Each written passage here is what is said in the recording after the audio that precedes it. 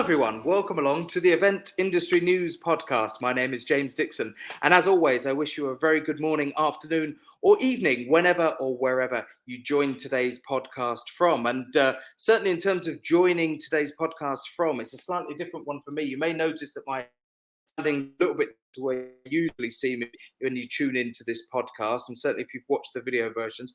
I am, as you can probably tell, in a pub. I'm in an Irish pub in South Yorkshire in England, close to where I'm based, and in the middle of an AV install today. So I found a nice quiet corner within this lovely venue. So our thanks to the venue for hosting me and let me start our podcast today.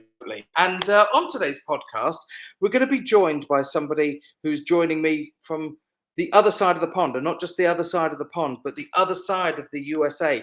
Joining me today from his base in San Francisco is the founder and CEO of Twine, Mr. Lawrence Coburn. Lawrence, thank you for joining the podcast today. Hey, James, thanks for having me. It's great to be here. And as I said, you're in the beautiful city of San Francisco, which I was just saying to you off air before we hit record today that I had the pleasure of visiting back in 2008 and would love to get back there at some point. And of course, very much the beating heart of the tech industry, isn't it? And very much apropos to what we're going to be talking about with you guys today, because as I said in the introduction, you are the CEO and co-founder of Twine. Twine is something that we've discussed on the podcast before, and certainly anybody who is in and around the event tech world, and certainly obviously we have a close relation to Event Tech Live and all of those brands, they will be familiar with Twine. But for those listeners who are tuning into the podcast today who have not come across Twine, let's get a bit of background first of all on its history and how it started and what it was set up to do, Lawrence.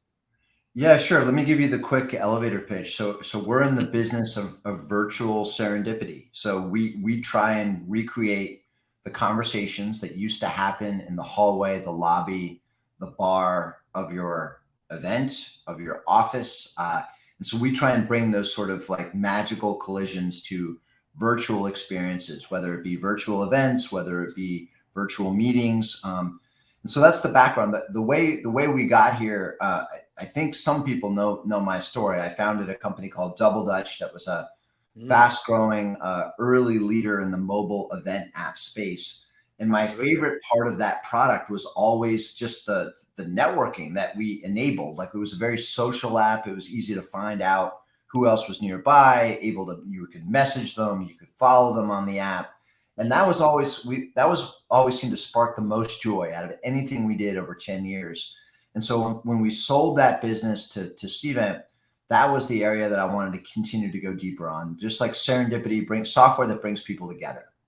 Yeah, and the serendipitous part of that, it always interested me when I first heard the story, is that how many times have we been at an event where, you literally bump into somebody, oh, have you got an iPhone charging cable that I could borrow for half an hour? No, yeah, no problem, great. What do you do? Oh, and it turns out you both work in exactly the same sector. The serendipitous part of going to events has always been part of the attraction for people to go there. But needless to say, as people's time constraints have become greater, the opportunities for that serendipity to take place and to happen are fewer, aren't they? That's why we need platforms like this. Yeah, that's right. In most, if you flash back to the beginning of the pandemic, most virtual events didn't have any opportunity for that. It was all just content coming at you. So you have to, when you're online, when you're virtual, you have to be intentional about creating those opportunities for people to bump into each other. Yeah, absolutely. So, having established Twine as a product and as a system, recently there's been some major developments, haven't there? With some major, platforms that people will have become familiar with, particularly in the last 2 years. So tell us a little bit about some of the developments that have taken place, this year and up to press for 2022. Yeah, so the background is we started with a web version of our product, very, very simple. It was easy to embed our web version in any other virtual event platform. We never had the intention to build a full event platform. So what we did was one thing. We wanted to be the best in the world. Serendipity, we talked about it. So we built this web version, and it was going well. We were partnering with a lot of the big event tech platforms out there, a lot of the big event services company. And we were growing, but we weren't growing as fast as I wanted us to grow. We were growing probably 50% year over year, which sounds really fast, but in Silicon Valley, that's not the expectation. The expectation is you are tripling. You are tripling the first couple of years, and then you're doubling, and then you're doubling again. And you have to get this thing called escape velocity. You have to be hurtling forward, or people lose interest in you. And it sounds insane, but that's the climate in Silicon Valley, and that's what I'm used to. That's what DoubleDutch did. Sure. So we started to think about, like, how can we grow faster? And one strategy there is to bring your product, your experience, to where the people are. So with our web product, we were mostly running with a kind of traditional enterprise sales motion, like reach out, contact somebody, give a demo, send a contract across, negotiate the contract, close the deal. Like, it's slow, right? There's this whole new domain that's emerging called product-led growth, where how do you just release the product out there and drop it into a rising tide? Yeah. So we started to look around. We looked at the ecosystems that we felt had promise, and the one that we kept coming back to was Zoom. And so Zoom was building an app store, much like iTunes. It was very early days. And it was private. It was private access. We had no way in. And so, as luck would have it, I bumped into a young founder online named Helena Merck. And she, fascinating woman, probably going to be the next Zuckerberg or somebody like that. She's 22. She's a dropout from Duke University. And through her investors, she went through Y Combinator. Through her investors, she was able to get early access to the Zoom breakout room APIs. So she was building applications on top of breakout rooms, which allows you to move people around to other rooms. Sounds a lot like networking, right? Sure. I knew her company because we were competing. We both had a web product, and they were one of the few companies that we thought was a really good product in our space. And so we get to talking, and she makes it clear that she wants to team up. And this all happened very fast, in about 60 days, something like that. And this was about 4 months ago. And so we end up teaming up. Helena wanted to go work on environment. She felt that was the problem of our time. And her small team came over and joined us. So we went from 0 to 100 within the Zoom ecosystem. And it's all happening right now. We just officially launched on Zoom, I believe, 2 months ago, 8 weeks ago. And so it's all very timely. And for context, we're recording this on Wednesday, the 31st of August. So obviously this podcast will go out at some point, I would think, in the next couple of weeks, so early September. So I think important to just give context as to when we're talking, Lawrence, so that people can then sort of identify this timeline. And just like you said, how quickly things move in this sector, and the pressure that comes with that. Because like you said, unless you're not going at 100 miles an hour, developmentally, financially, et cetera, you're not seen to be doing what you need to do in the tech world. Yeah, that's right. And things got very noisy during the pandemic. Obviously, there was tremendous growth, tremendous tailwinds when overnight all in-person events stopped. Everything moved online. We saw stories like Hopin. We saw the growth of Bizzabo. We saw the growth of Hubelo. And like a lot of these companies raised a ton of money. So it got very noisy. And so if you're an event planner, event professional, you're probably tired of the aggressive sales outreach that's coming from the event tech vendors. And it's just tough to compete in that environment. You have to have an angle. You have to have a seam. And we found ours with Zoom. Well, the integration aspect is interesting, and if I'm right in understanding how you sort of framed it to me, it's this idea that instead of you having salespeople and identifying event organizers and people who could be using your app and go through the sales process, is you want people who are already using some sort of meeting platform, in this instance Zoom, who think, oh, I want to do XYZ with this. I've got 1,000 people joining for this event on Zoom. I want to be able to connect some of them together. Oh, I have a quick search in the App Store. Oh, great, there's something I can use. Bang. And within 5 minutes, the sales process is complete. There's no contracts. There's no telephone calls. There's no back and forth emailing. Somebody looks for what they want to achieve. They can achieve it with this application. Install, subscribe, done. Am I right in thinking that's exactly the process? Right. Think about the apps that you have on your phone.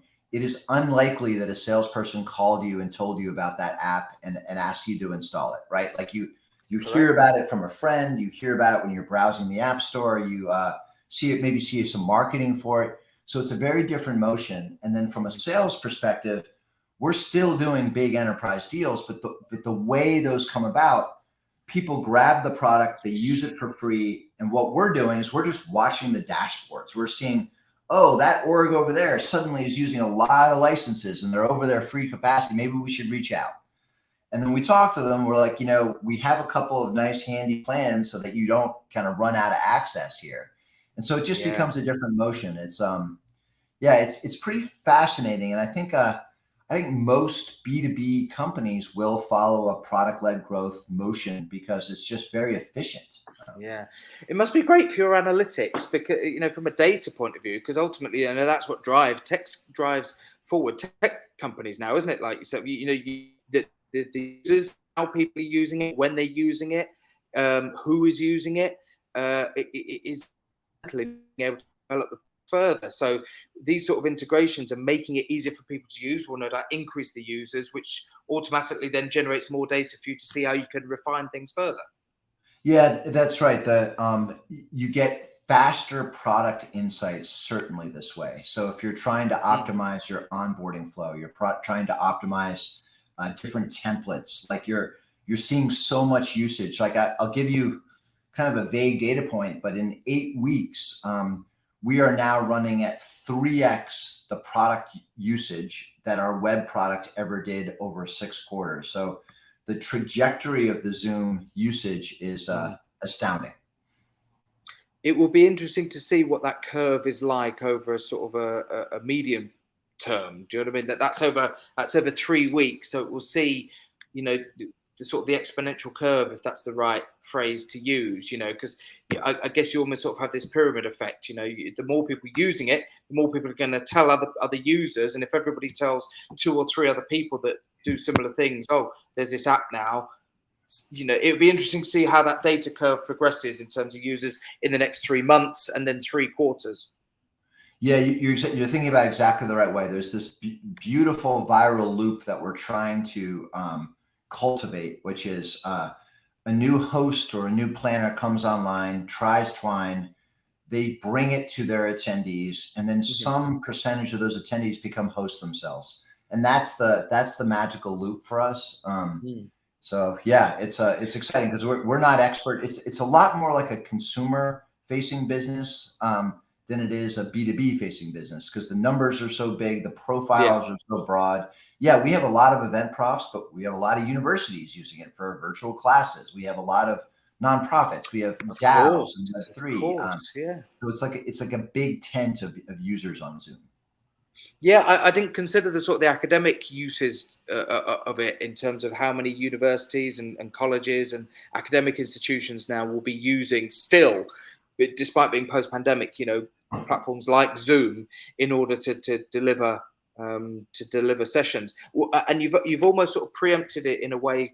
What I was going to ask next, which is the actual user experience, so that the delegate, the audience member, call them what you will, who are sat on the end of their laptop within this Zoom event that's taking place, do they actually interact knowingly with Twine, or does it sit there in the background and then create sort of so the people there, do they have an understanding of the experience?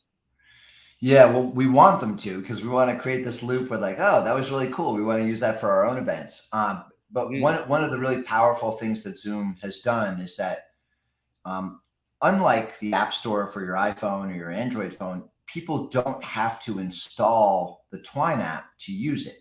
The only person that needs to install it is the host, is the event prof. Everybody else can run in something called guest mode. So it's very powerful. It's nice because it's low friction. For us, we have to find ways to make sure people know that it is us so that we can get the benefit of that viral loop. So that's one of the sort of trade-offs there. Yeah, sure. I get that because there are instances of that in other scenarios. I think of something simple maybe not as sophisticated, but when I've used Google Forms before for certain events to do simple registration processes for contractors who are coming on site, for example, and we need some form of integration there to be able to send it on to certain people, which Google Forms doesn't do by default. You have to get a third-party app to plug into that. And I found it. I applied it quickly, got it working quickly. It was easy to use, but I have no clue who that developer is. As far as I'm concerned, I'm just using a Google form, and that I've plugged something in to make it work in the way that I want it to work. And forgive me if I'm sort of winding them up, but it sounds a similar sort of scenario here, where you need to find that balance of easy integration and being able to get it set up and used quickly, but also to make sure that people understand that it's your brand that's delivering this particular aspect. I mean, our challenge is, so it's great that you bring up integrations, because it's the right topic. The thing about building on Zoom is that we are fully integrated. It is seamless. Nobody goes outside of the Zoom window. You don't have to log into anything else. It all just works. There's no setup calls where you bring your engineers together with their engineers and say, okay, we got to connect these services. That all just magically works. So the challenge for us as the vendor becomes almost the other thing, where people just think that it's part of Zoom, and so nobody knows it's us. So that's it's just a funny place to be in, because that's not the way these things normally work. But it is nice from a planner perspective. This thing, it just feels like it's part of Zoom, which is really cool. It is, and I guess all of that said, I guess you can't deny that it is for Twine to be able to be integrated and to be able to speak about a brand that is now synonymous with video conferencing and digital conferencing as Zoom is a good thing for you guys. It is. And I tell my team, like, new platforms are of the scale of Zoom are very rare. You can count them on one hand, right? There's Apple, there's Android, maybe there's Salesforce on the B2B side. It's a very short list. And we are suddenly there with a head start in an ecosystem that's 300 million daily meeting participants. And it's just like, it's once in a career from a tech perspective to be in early and have a bit of a head start.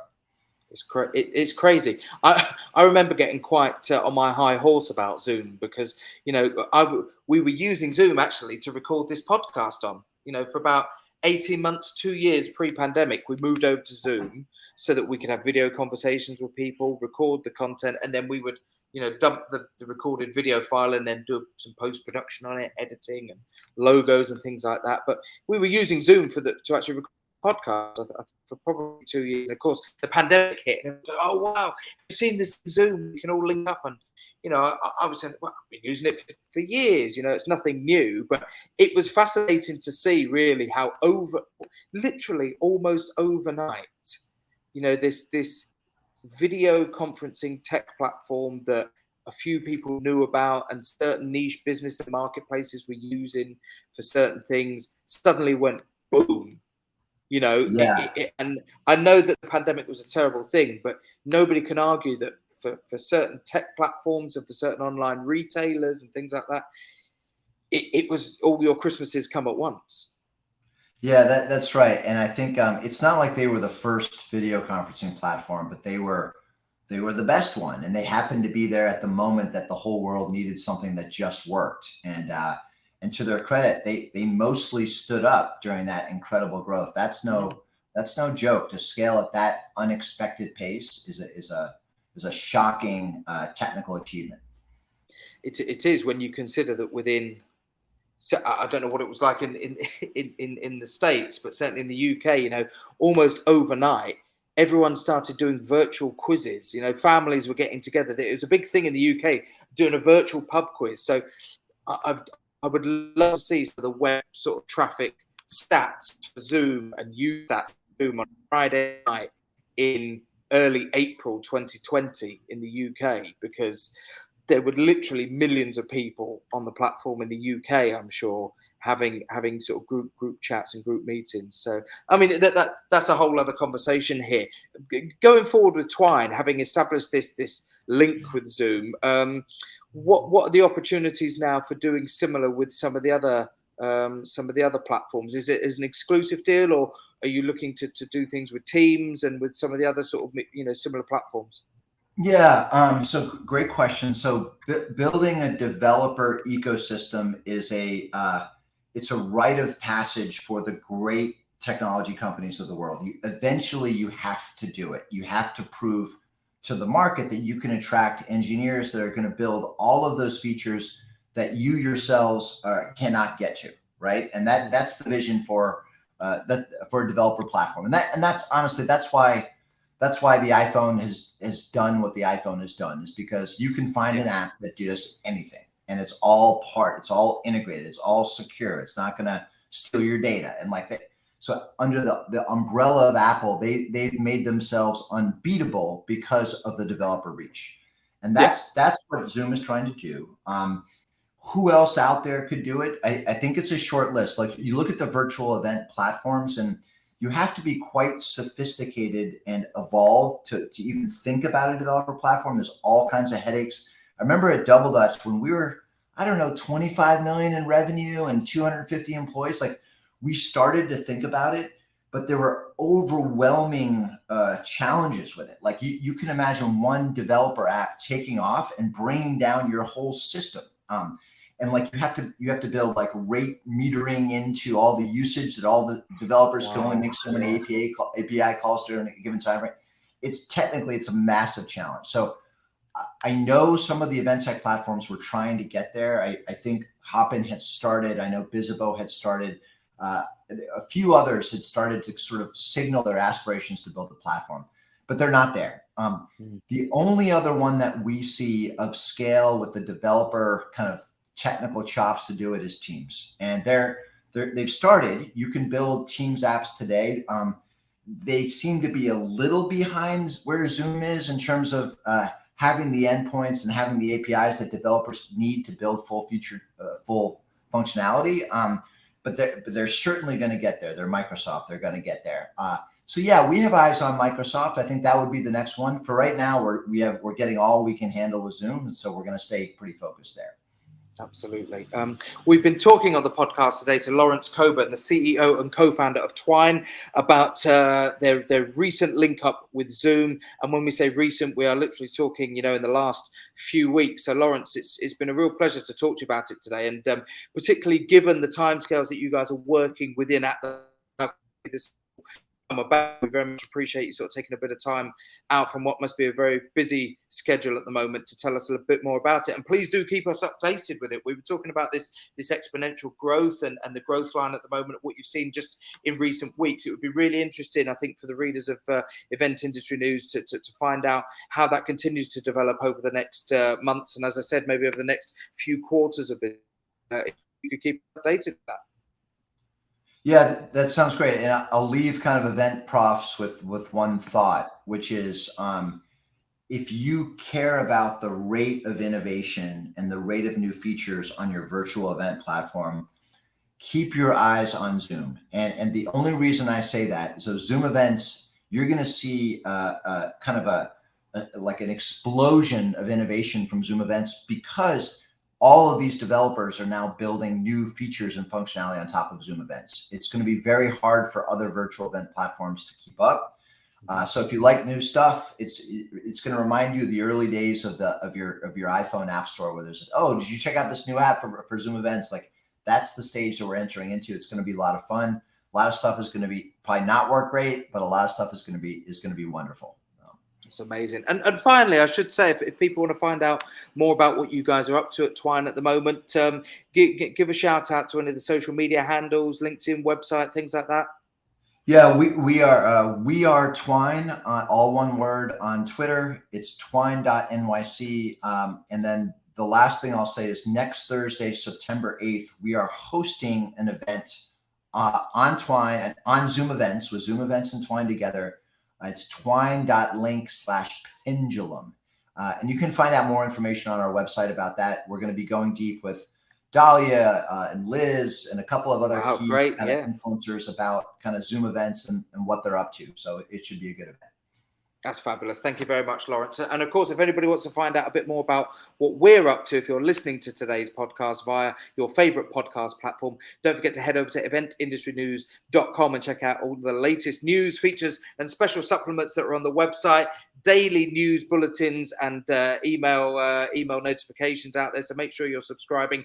And of course, the legendary Event Industry News A to Z supplier directory. If you are an organizer looking for any form of supplier within the industry for your events, check out that supplier directory. Of course, if you are already on the eventindustrynews.com website, hello to you. Thank you very much for watching this video today. And please do head over to your favorite podcast platform, search for the Event Industry News podcast, hit subscribe and like, and make sure that you're getting all the latest editions of the Event Industry News podcast directly to your device so you can listen to those audio versions when you are on the move. Lawrence, enjoy the rest of your day. I know it's early morning over there in San Francisco. Thanks again for joining us today.